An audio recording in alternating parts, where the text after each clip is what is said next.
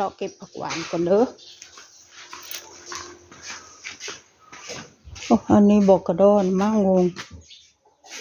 เป็นเก็บได้แล้วมีเท่าพัดนี่งามกระดอเฮาเก็บดุแห้งโป่งวงเขาว่าน่ะไม่เก็บน่ะมันมีโป้งมันบ่น้ำมันฟัดน่ะ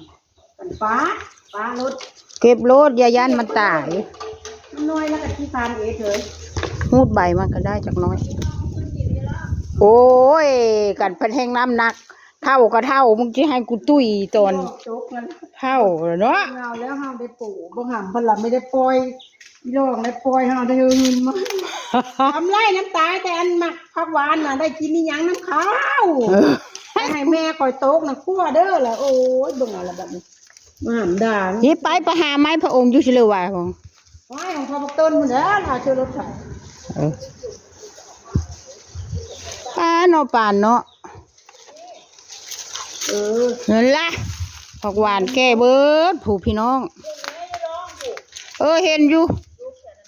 ดกเอ็นเอาเลยแล้วว้ายคณะบันไดน้ำช้างน่ะแล้วว่าเจ้าภาพพระจงเจริญฮะยืนให้ไหนปะเบิ้งน่วมลงเอานี่ซะก่อนเอาคลิปไปเห็นไหมล่ะวง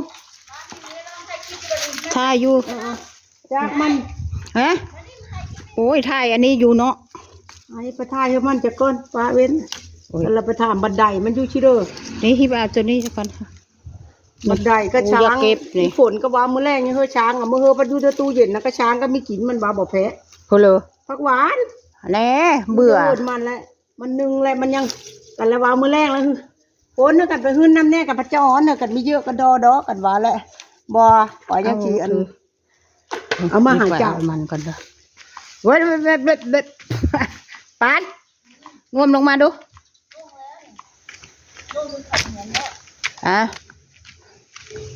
ชิโลเอาคือบ่เอาเพลมาเชื่อก็ใส่กระพงยายวงแล้วเก็บไปให้ยายวงโอ้วงมาพี่ก่อนเฮ้ยงามเจ้าโนบานเนาะไหนก็ได้เนาะป้าวงอันนี้แหงยักษ์มักใหญ่นึงยอดเท่านู้นเฮ้ยยังเอาให้นะเอาเก็บเดี๋ยวยายจะยกให้วงเอาอันนั้นมาดูไม่ของมึงนะเก็บตอนใดก็ได้มาพี่นั่นลำมันต่ำขนาดนี้ไปให้ลำไร่อันนั้นนะโอ้ยสิตายแล้วเนาะไม้ไผ่องค์นะมาเนาะป้าผู้จะพูนแหงดกเทิงผู้เยอะเก็บเลยน่วมเอามันหักได้เพื่อเขาวักซักเมื่อกินนะอันเนี้ยปานค่อยนะค่อยสร้างแย่บุญถิ่นเนี่ยโทรไปค่อยมีลาบเรามีลาบแล้วสร้างเอ็นเพลอแล้วว่ามันมีอยู่เพื่อมันสักโลนึงนี่โอ้ยมันจะซื้อให้ลูกทานี่มันก็ไม่ได้แพงของแย่บุญถิ่นถึง100 ต้นถูกอาจจะดอแพงไม่แพงอาจจะเบิดเงินเนาะโอ้เฮ้ยฟันกินพ่อได้กินอยู่ได้ของฝนหน้าฝนก็เอามามันก็มันบ่มีบันไดสร้างเขาบันไดมามันไม่หยอดนะไงมันถูกเป็นทุเรศยังไม่เคยเก็บกับทุนนี่ที่เราเว้นก็ปานมีแล้วแห่งบ่เขาเก็บเพื่อมักซักพร้อมแล้วก็เบาอยู่เอาคนไหนจะสั่งเผื่อมันได้น้อยละมีได้น้อยละหงอันขันในดอกก็บอกแพะบ่จ้ะมีแพะคนเอามาให้มันน้ำผักหวานเนี่ยคนบุญเหรอไปแม่ไปเอาไม้ข้าองค์แล้วเขาจะหุ่นนี่ป้านี่ดูใจร้องยอดบักเอกบักเอกเลยเนาะเอาได้สิป้าได้เมื่อยแค่เลยเด้อพอปล่อยเลยเดี๋ยวเอาตัวนี้ก่อนไหนโอ้ยดูพี่ออนโซนเนาะออนโซนอีสานบ้านเฮาปลูกเองนะคะปลูกเองปลูกแบบไม่เอาท่อออกเลยนะตัวนี้กินน้องไอ้เดี๋ยวน้อยายเนาะเอามาโอ้โหฟานอันนี้แห้งหลาย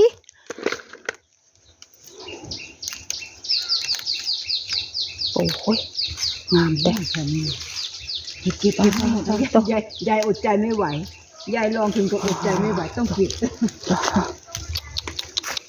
อุ้ย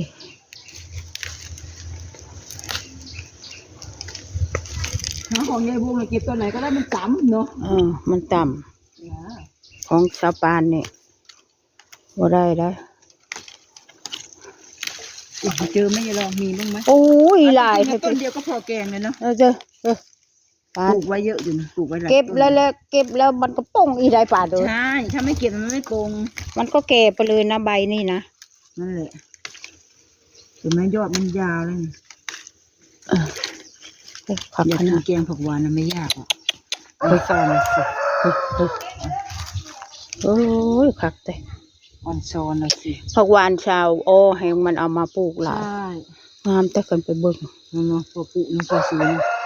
มันได้บุงก็ปลูกเนี่ย มีว่างก็ย่าดอกอ้วงมาเบิ่งไหมพี่มึงมาขึ้นไปซะหวง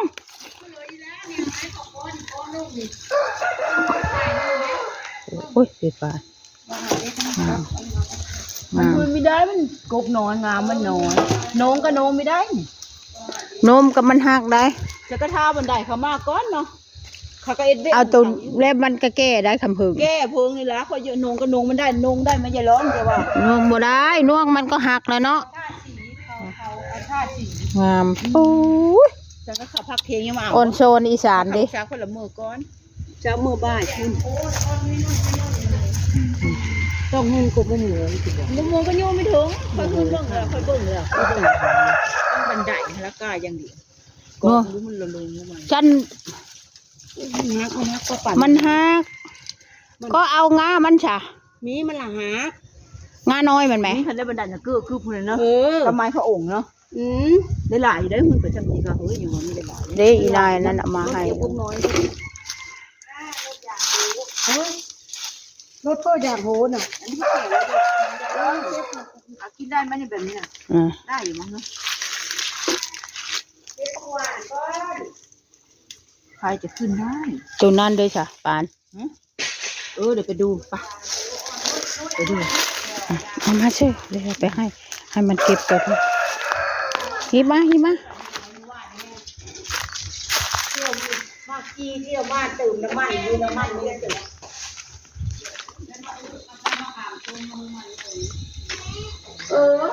มันไม่ได้ไม่ได้เลย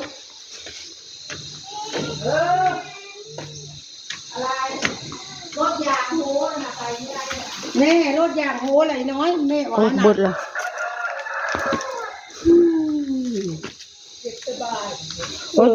จนบอกว่าสิเก็บก็จนได้เก็บนอปาน ข้างหลังมันหนาวไม่ได้ล่ะจะเย็นนั่นเลยล่ะน้องคนติดแก้บนหวานอ่ะโอ้ยมองเล่าประดงแล้วเฮ้ย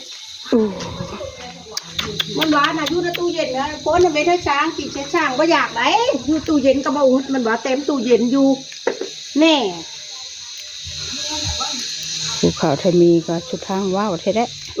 เห็นเขา ภูเขาไทยบ่มีได้เจ็มแก้มอยู่ เฮาอะไรไม่ได้แล้วเยอะล่ะบ้านเฮาได้แล้วก็มีพอเยอะก็เห็นไม่เก็บเพื่อพอบ้านด่าเจอเอามาแกง โอ้ยบักหำมาก็จนได้ไปขาย นั่นละมันหลายได้ อยู่เทิงภูบ่แพะมันว่าแม่อยู่ไหข้าวเนื้อหอยเนื้อตะเก้ากับมันตลก เขาก็ไปเอาอยู่ได้เขาบักยาน่ะ ไปเอาเมื่อวานไปชื่อนี่ก็ได้หลายบักหำก็ได้ จนได้เอาไปขายให้อาทมวงนี้เอามาปลูกแถวนี้เด้อเด้อจังอีกหูดรถ